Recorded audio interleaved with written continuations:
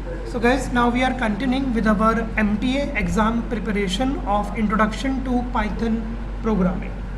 तो कल हम लोगों ने कुछ सेट ऑफ क्वेश्चंस डिस्कस किए थे, आज भी हम लोग कुछ सेट ऑफ क्वेश्चंस डिस्कस करेंगे. Yesterday we have conducted an online examination जो आपके ट्रेलो पे हम लोगों ने ऑलरेडी अपलोड कर दिया है.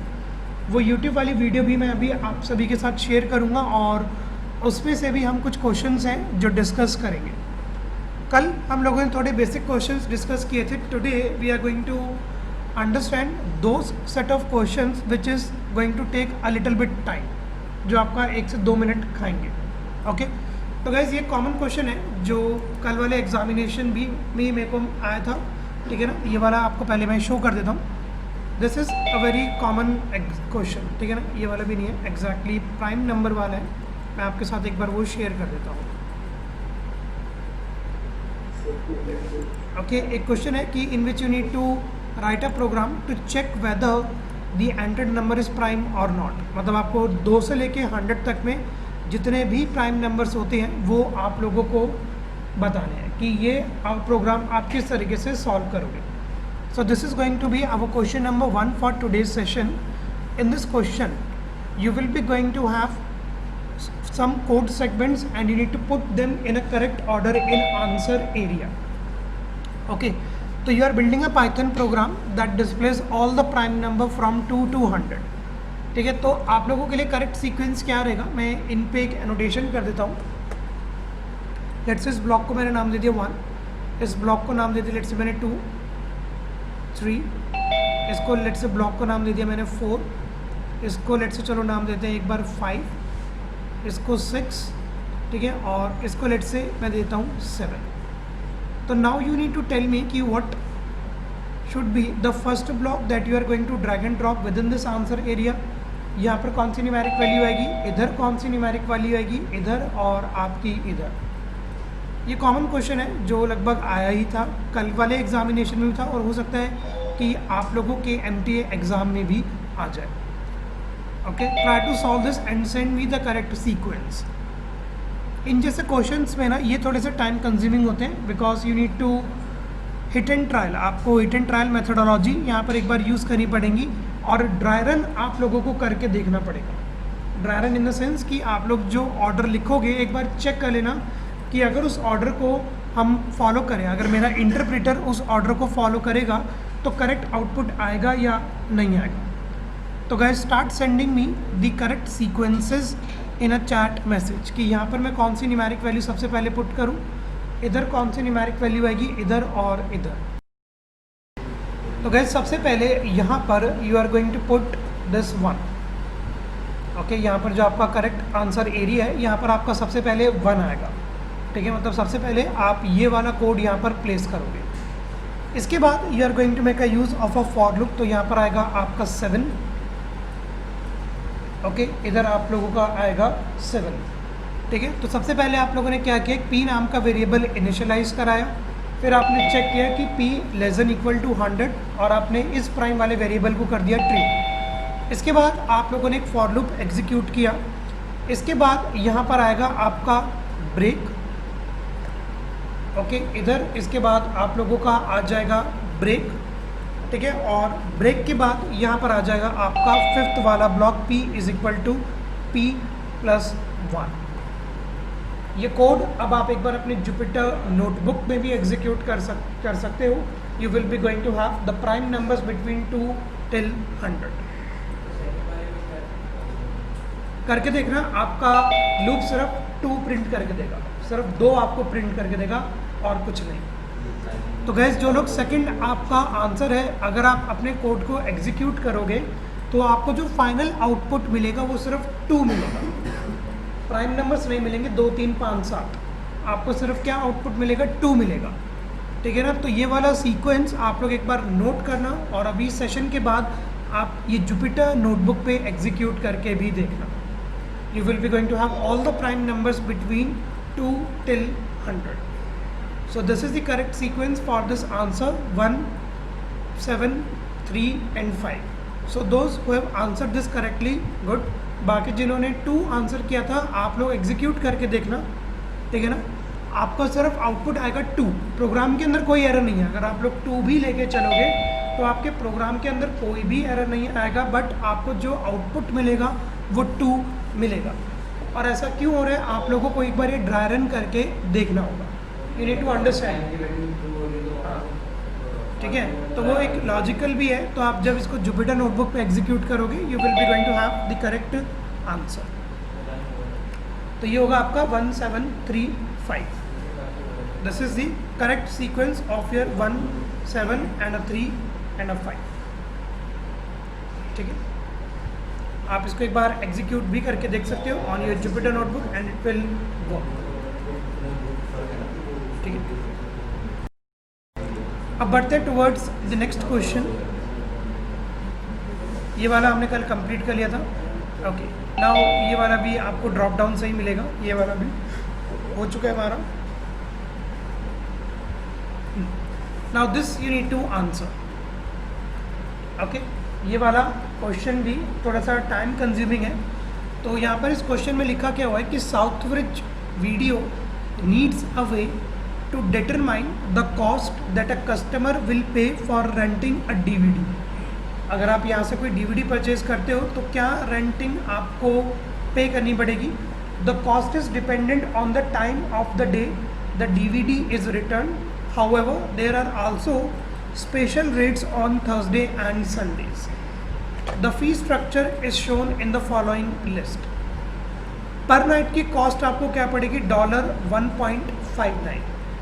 If you are going to return the DVD after 8 PM, अगर आप 8 बजे के बाद DVD रिटर्न करने जाते हो, the customer will be charged an extra day. If the video is rented on a Sunday then the customer gets 30% off for as long as the keep the video. तो total cost पे उसको 30% off मिलेगा। If the video is rented on a Thursday the customer gets 50% off for as long as the keep the video. तो question आप एक बार पढ़ो, answer area भी आपके सामने है। You need to complete this code. आपको क्या करना पड़ेगा, that you need to complete this code. Okay guys, तो यहाँ पर लेट्स से मेरे को कुछ करेक्ट आंसर्स मिले हैं कि अगर आपका ऑन टाइम है वाई, या किन्हीं ने मेरे को ये भेजा कि अगर संडे है तो आपका 0.7 कर देना, और अगर आपका थर्सडे है तो 0.5। ठीक है, तो ये आपका करेक्ट आंसर है कि अगर आपका डे रेंटेड संडे होगा तो फिर आपका ये वाला फंक्शन आप लोग एग्जीक्यूट कर दोगे, और अगर आपका थर्सडे है तो आप नीचे वाला 0.5 आप एग्जीक्यूट कर दोगे, क्योंकि थर्सडे पे आप कितना दे रहे हो, 50% ऑफ। संडे को आप लोग कितना दे रहे हो, 30% ऑफ। ठीक है, तो अब आगे की तरफ प्रोसीड करते हैं। Okay guys, so let's proceed further. अब हम आगे की तरफ बढ़ते हैं। तो गाइस, ये वाला भी हमने कल एग्जीक्यूट कर लिया था, ये भी हमारा कल एग्जीक्यूट हो गया था। Okay, and now you need to tell me this one. ये भी बहुत इजी क्वेश्चन है, इसको आप एक बार ध्यान से रीड आउट करो and you need to tell me कि what should be come in the distance, और टाइम में अब आप क्या एग्जैक्टली इनपुट लोगे। ओके था, ठीक है, फ्लोट और फ्लोट। ठीक है, इसके बाद लेट अस से अब ये वाला भी हमारा कल एग्जीक्यूट हो गया था, ये भी हमने कल एग्जीक्यूट कर लिया था। This one we have completed, ये भी मैंने कल आपको एक्सप्लेन किया था क्वेश्चन। ठीक है, ये वाला भी हमारा एग्जीक्यूट हो गया था, that part we have also completed. Okay, now this you need to tell me कि आपके फॉर के अंदर क्या स्टेटमेंट आनी चाहिए और आपके इफ़ के अंदर एग्जैक्टली क्या स्टेटमेंट आनी चाहिए। तो यहाँ पर एक पब्लिशिंग कंपनी है that needs a way to find the count of a particular letters in their publication to ensure that there is a good balance.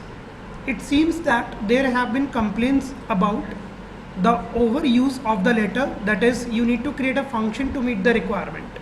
तो यहाँ पर एक लेटर है ई जिसका काफ़ी ज़्यादा ओवर यूज़ किया जा रहा है। How should you complete the code to answer, select the appropriate code segment in the answer area.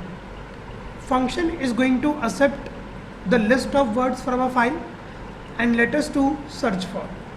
It will return count of a particular letter in that list. तो for loop पे आपका क्या आएगा और इफ़ के अंदर क्या आएगा, कौन सा लेटर है जो सबसे ज़्यादा ओवर यूज़ किया जा रहा है, वो आपका letter E. Okay, that you need to tell me the correct answer की what according to you what do think what should have to be come in for loop and within this if statement.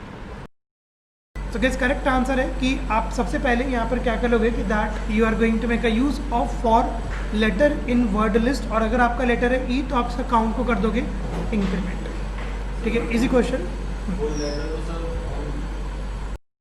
तो guys यहाँ पर ये इसके कुछ options हैं. Now you need to have a look on to these options.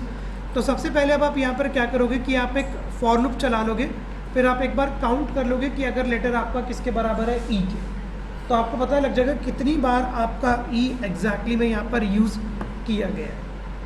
ठीक है, अब एक बार बढ़ते हैं आगे की तरफ.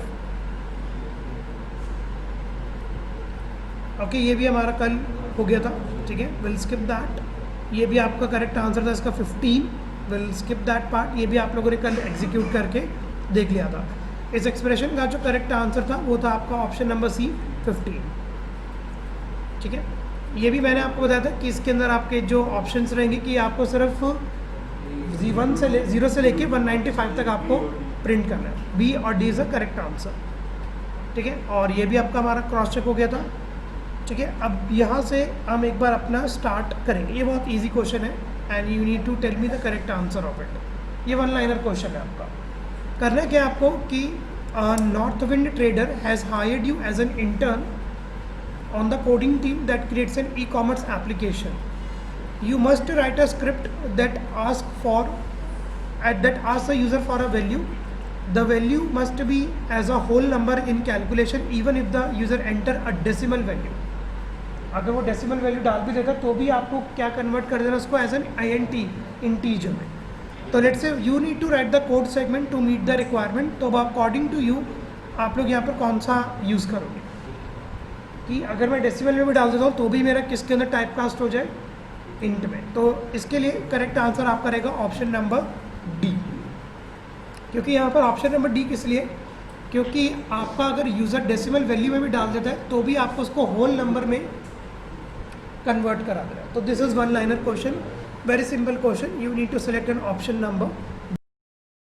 ठीक है, तो अब बढ़ते हैं नेक्स्ट क्वेश्चन की तरफ. Question number 32. ये आपका क्वेश्चन नंबर 32. ये भी गाइज आपका वन लाइनर आंसर है. You need to give this answer within 30 seconds. आप लोगों ने एक पाइथन की एप्लीकेशन बनाई for your company. You need to accept input from the user and print that information to the user screen. ठीक है, अब आप यहाँ पर कौन सी अप्रोच यूज़ कर सकते हो कि लाइन नंबर 2 में क्या आपकी स्टेटमेंट आनी चाहिए. ठीक है, तो this you need to tell me. तो गाइज इस वाले के लिए जो आपका करेक्ट आंसर है वो है डी. किन्हीं किन्हीं कैंडिडेट्स ने बी और सी भेजा है. देखो सी किस लिए नहीं है, क्योंकि इनपुट को एक प्रॉम्प्ट चाहिए होता है. इनपुट कभी भी पैरामीटराइज्ड नहीं बन सकता. ओके, या तो आप उसके अंदर वैल्यू डबल कोट्स के अंदर स्पेसिफाई करो. ये किस लिए नहीं, क्योंकि आप ऑलरेडी प्रॉम्प्ट पूछ चुके हो. ये होता क्या है इनपुट फंक्शन में, दिस इज़ योर प्रॉम्प्ट. तो व्हाट इज़ योर नेम यहाँ पर नहीं आएगा. यहाँ पर आपका यही आ जाएगा name is equal to input. तो यहाँ पर होगा क्या कि input will going to take an input from a user that will be going to state within a name, और फिर आपको नेम आपका फाइनली प्रिंट हो जाएगा. Okay, so option number D is the correct answer of this question number 32. तो जिन्होंने B और सी दिए नहीं जवाब दिया था, they need to correct themselves. D is the correct answer. Okay, अब चलो आगे बढ़ते हैं टुवर्ड्स क्वेश्चन नंबर 33. ओके, तो आई गेस इसका है नहीं, बट आप इस क्वेश्चन को एक बार रीड कर सकते हो. ऐसे करेक्ट आंसर तो आपको तभी मिलेंगे जब आप इसको फेस करोगे कि ड्रॉप डाउन के अंदर एग्जैक्टली में करेक्ट आंसर्स क्या है. तो best for you organic company needs a simple program that there call center will use to survey data for a new coffee variety. The program must accept input and return the average rating based on a 5-star scale. The output must be rounded to 2 decimal places. You need to complete the code to meet the requirement. How should you complete the code?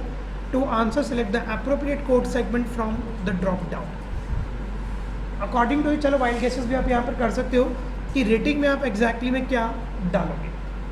Question पढ़ो और आपको एक बार थोड़ा बहुत भी output समझ में आ जाएगा.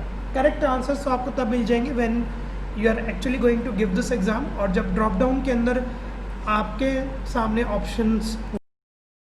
ओके, तो यहाँ पर what you can do is mega घर का इज करेक्ट आंसर कि integer input how should you rating. Okay, तो ये करेक्ट आंसर है मेगा घर का, शुभम त्रिपाठी का, दमन का, जितने के भी जितने कैंडिडेट्स मेरे को रिप्लाई किया है। तो गाइस आप सभी के पास भी मैसेज आ चुका होगा, एवरीवन में उन्होंने किया है।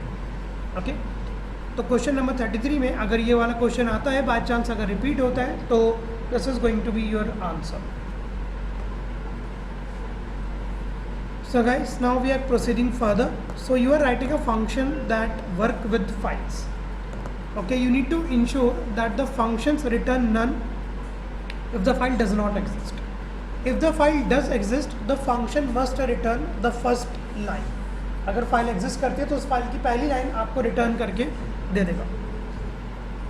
You right the following code import operating system, और यहाँ पर एक फंक्शन बनाया आपने गेट फर्स्ट लाइन के नाम से, जिसके अंदर आपने फाइल नेम पास किया और मोड पास किया। मोड क्या होता है आपका कि रीडिंग में ओपन करना है, राइटिंग में ओपन करना है कि किस में। ये सेम कॉन्सेप्ट सी और C++ में भी आपने पढ़ा होगा।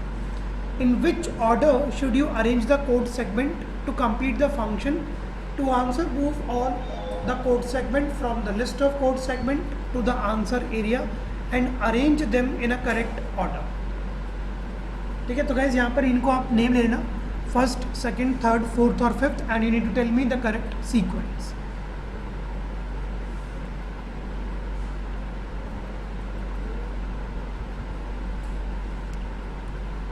ठीक है, तो आपकी ईज के लिए इसको थोड़ा सा कर देते हैं 1, ये कर देता हूँ मैं इसको 2,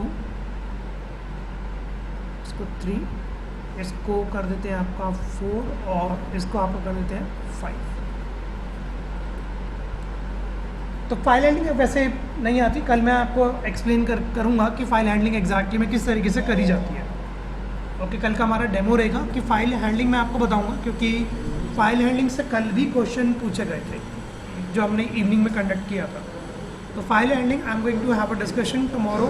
फाइल हैंडलिंग के कुछ क्वेश्चंस मैं आपको एग्जीक्यूट कराऊंगा and then you will be able to answer this. But यहाँ पर you can make a use of your common sense as well.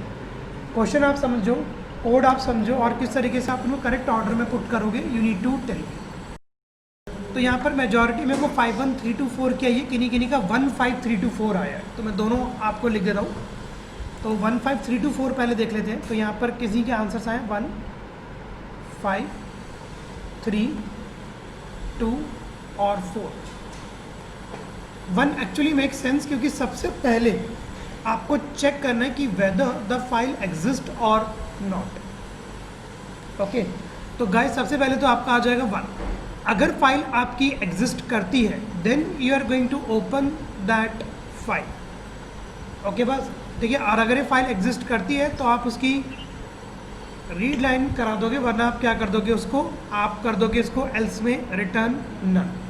फिर आप एल्स डाल दोगे और एल्स में आप लोग क्या डाल दोगे, रिटर्न नन। तो 15324 इज द करेक्ट। देखो 5 क्यों नहीं, क्योंकि 5 में ना आप लोगों ने सबसे पहले फाइल को ओपन करा लिया, आपने ये चेक ही नहीं किया कि फाइल आपकी एग्जिस्ट करती है या नहीं करती। ठीक है, तो सबसे पहले आपका आएगा 1, फिर 5, फिर 3। अगर फाइल एग्जिस्ट करती है तो रीड लाइन करा दे, वरना रिटर्न करा दे मेरे को नन। तो फाइनली अगर जिसको नहीं भी आती तो भी ये सेंसिबल क्वेश्चन था in which you can make a use of your little bit common sense. ठीक है, तो ये आपका करेक्ट आंसर है 1 5 3 2 4। तो अगर इस तरह का क्वेश्चन आता है तो आपको इसी सीक्वेंस के अंदर पुट करना है, और अगर आप इसको जुपिटर नोटबुक में भी रन करोगे तो भी आप लोगों के पास करेक्ट आउटपुट आएगा। ठीक है, तो now I am just going to clear this और बढ़ते हैं अपने नेक्स्ट क्वेश्चन की तरफ। तो गैस करंट सीक्वेंस आप लोगों को पता लगे 1 5 3 2 4 इज द करेक्ट सीक्वेंस। मैं चैट में भी आपको भेजता हूँ।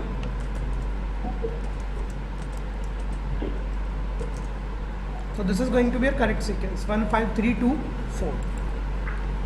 ठीक है, तो जिन्होंने 1 5 3 2 4 दिया था करेक्ट आंसर है। बाकी किन्हीं का सीक्वेंस ठीक था, बट उन्होंने सबसे पहले ये गड़बड़ कर दी कि उन्होंने फाइल को ओपन करा लिया। ठीक है, अब बढ़ते हैं टुवर्ड्स 35th क्वेश्चन।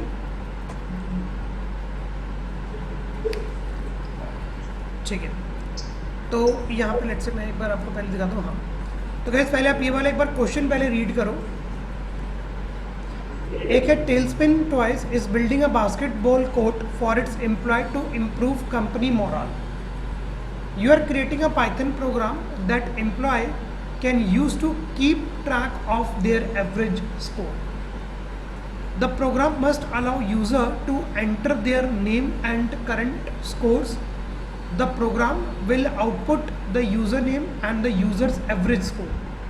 ठीक है, वो क्या रिटर्न करके दे देगा आपको, नेम और यूजर का average score.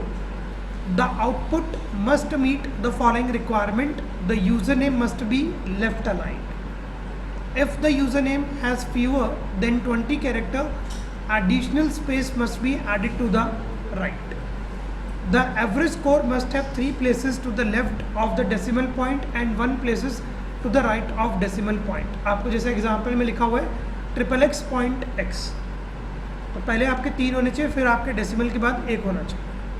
Okay, how should you complete the code to answer? Select the appropriate code segment in the answer area. पहले क्वेश्चन आपके सामने ये ऑप्शंस में अब आपको दिखाता हूँ. ऑप्शन सब आपके करेक्ट ये है. तो आप लोगों ने सबसे पहले क्या पूछ लिया, व्हाट इज़ योर नेम. इसके बाद आप लोगों ने स्कोर को 0 कर दिया, काउंट को 0 कर दिया, सम को 0 कर दिया, और फिर आप लोगों ने एक वाइल लूप चलाया कि while score not equal to -1. फिर आप लोगों ने स्कोर पूछ लिया और फिर आपने चेक किया कि अगर स्कोर इज इक्वल टू -1, तो फिर आपने क्या किया, इसको ब्रेक किया. इसके बाद अब आपका आउटपुट आएगा.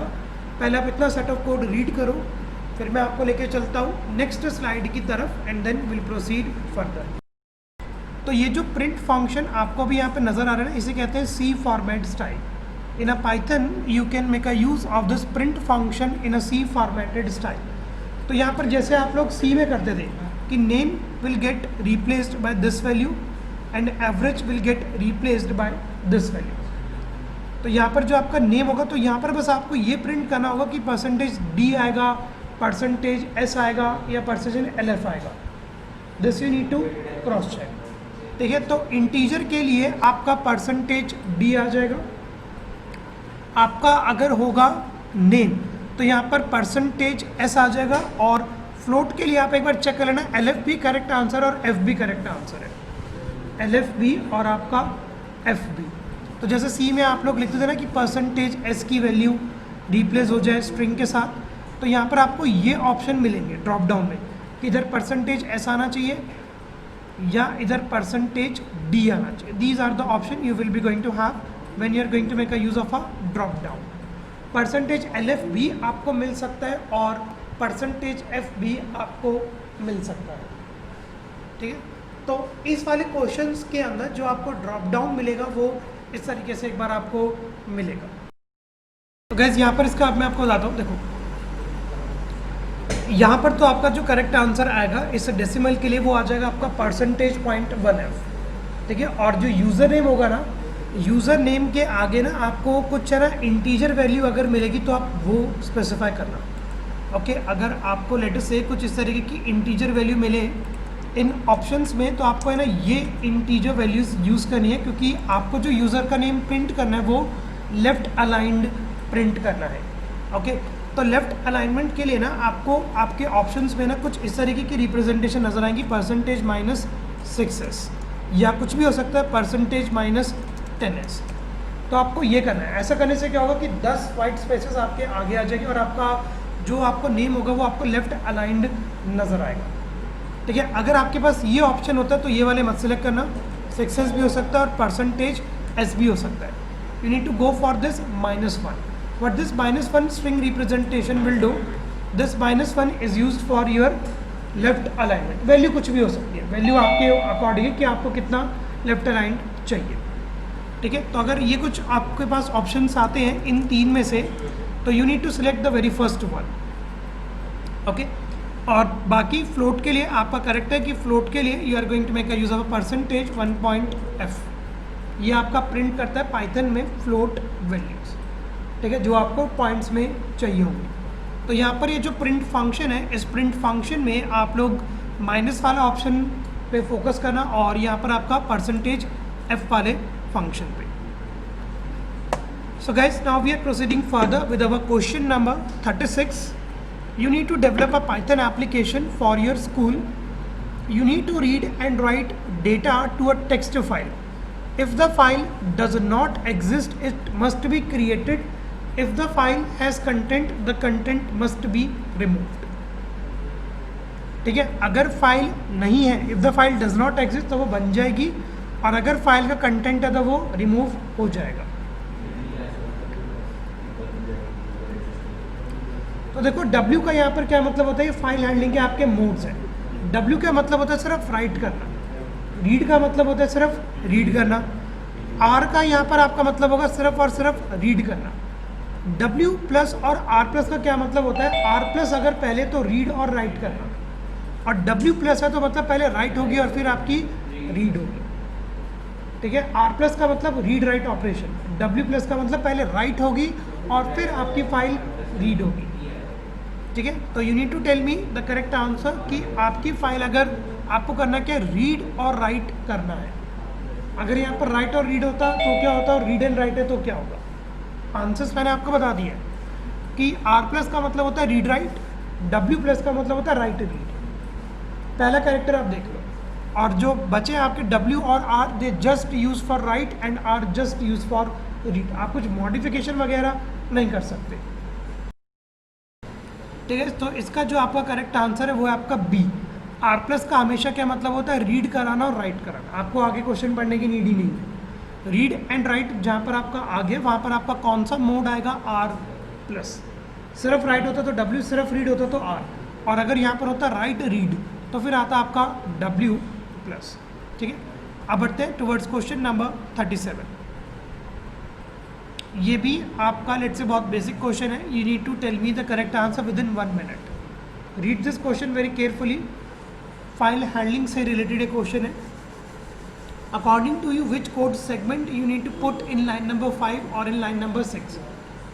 तो सिर्फ आंसर्स मत देना, बताना क्यों, रीज़न भी आप बताना कि अगर आपको लगता है कि A आना चाहिए तो AQ आना चाहिए, C आता है तो CQ आना चाहिए. You need to tell me the correct answer.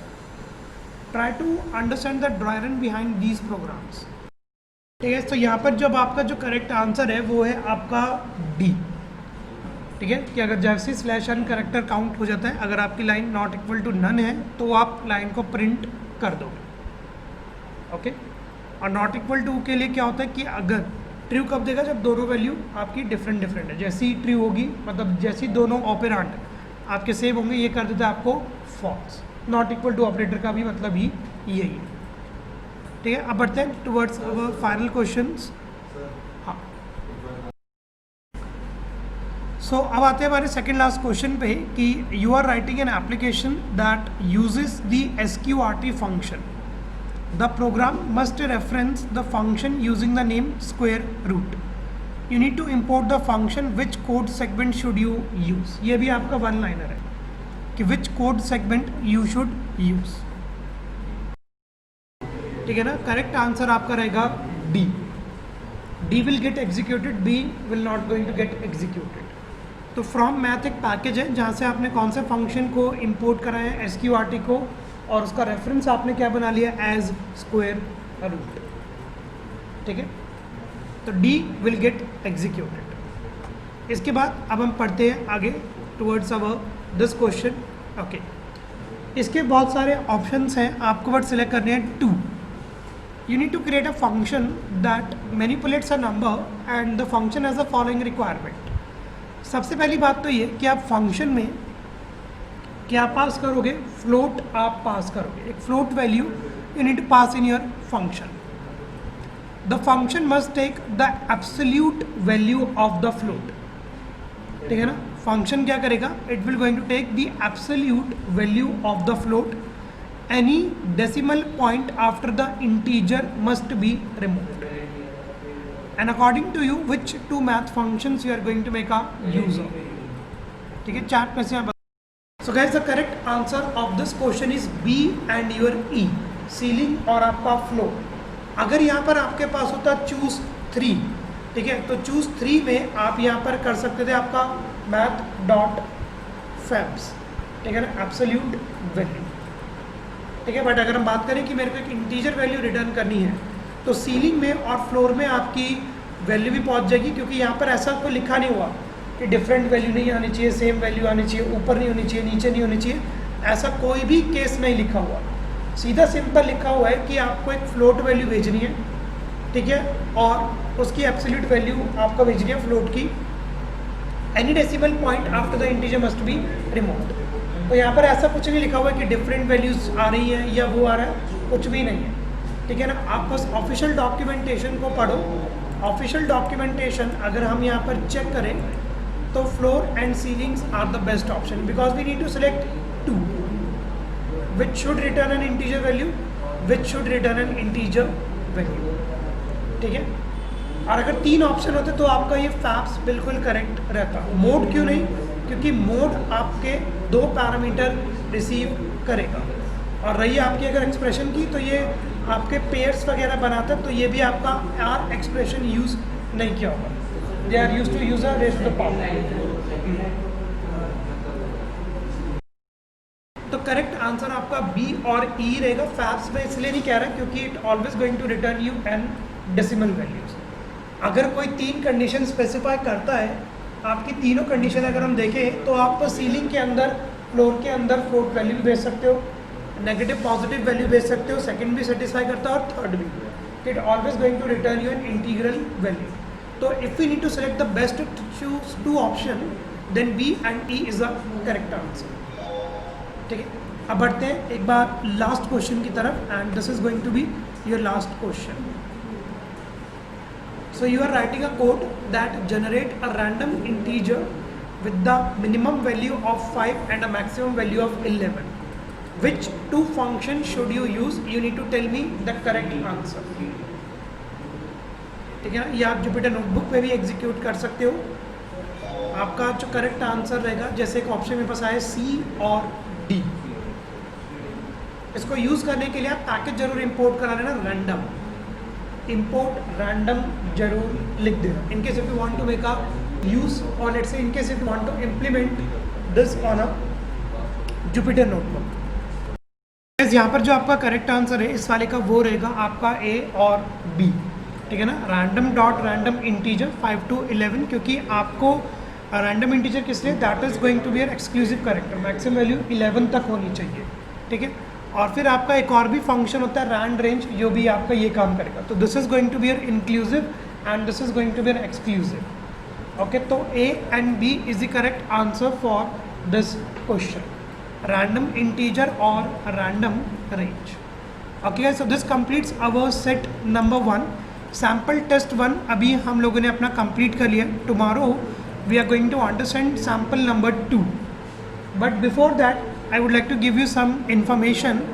This information is not for the Maharaja Surajmal. आप लोगों को ऑनलाइन पार्टिसिपेंट, नोएडा पार्टिसिपेंट और Rohini participant, I am going to share one link with you all, okay. यहाँ पर आपको एक setup मिलेगा,